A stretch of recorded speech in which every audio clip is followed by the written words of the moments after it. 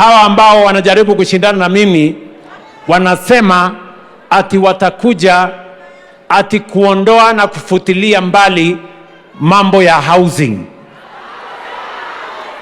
Jameni, mimi nataka niwaulize, yani nyinyi ni watu mnaishi Nairobi, yani wanatuambia ile Kibera tunajaribu kubadilisha ikuwe estate, ati wanataka turudishe iendelee kuwa slum. Yani I don't understand. Na mtu mzima anaenda kwa TV anasema atasimamisha affordable housing, asimamishe masoko, asimamishe hostels ya watoto wetu, ati watu waendelee kukaa kwa vitongoji duni, watu waendelee kwa squalor, waishi kwa slum, mahali hakuna maji, hakuna stima, hakuna barabara, hakuna choo, ati watu waendelee pale. Hawa watu watasambaratisha nchi yetu. Hawa watu, kwa sababu kama mpango yao ni kusema watu waishi kwa slums, kama mpango yao ni watu waendelee kupambana na gharama ya hospitali ati SHA isiwalipie, hawa watu ni watu ambao wanatuchezesha karata ya pata potea. Hawana sera, hawana mpango, hawana agenda, hawana hata akili. Hawa ni watu wako chini sana. Bwana, sijui kama tunaelewana. Kumbe mnawajua wale majamaa, wale wa matusi mingi, wale wa ukabila mingi, wale wa porojo mingi na propaganda. Mnawajua ati mpango, ati mpango, ati mpango na agenda na sera na akili. Salala.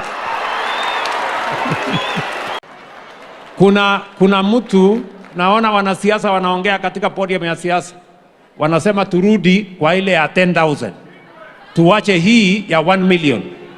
Mimi nataka nikuulize wewe muungwana wa CHP wa Nairobi, mtu ambaye anasema ile ilikuwa inalipa 10,000 ndio bora kuliko hii inalipa shilingi 1,000,000. Nataka nikuulize, huyo mtu wako na akili? Ako na akili? Steve, can you tell us? Huwa napenda kusema sisi kama watu wa health, we talk from a point of verification na evidence based. When we started this project, we used to get less than 10,000. Hiyo ni fact. Sahi, as I talk to you, tunapata between 1.2 million and 1.5 million. These are facts, and you can verify. We used to see between 10 patients and 20 patients. Saizi tunaona between 100 patients to 150. Sisha inafanya? Yes, these are facts and we can verify. Asante sana. Thank you very much, Steve. Sasa wale wanaongea katika viwanja ya siasa wakuje wasikize vile Steve anasema. Mimi nataka niwaulize nyinyi community health promoters. Yeah? Ni tofauti leo na vile ilikuweko ama si tofauti? Ni tofauti?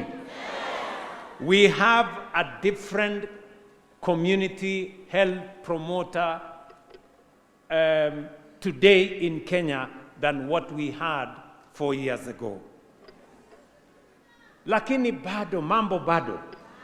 Si ndio? Maneno bado. Mumenieleza ya kwamba mnataka tupige hatua ingine ya kwenda mbele. Si ni kweli? Na kwa mkutano huu ambayo nimewasikiza kwa makini sana. Ya? Mimi ningependa kutangaza hivi.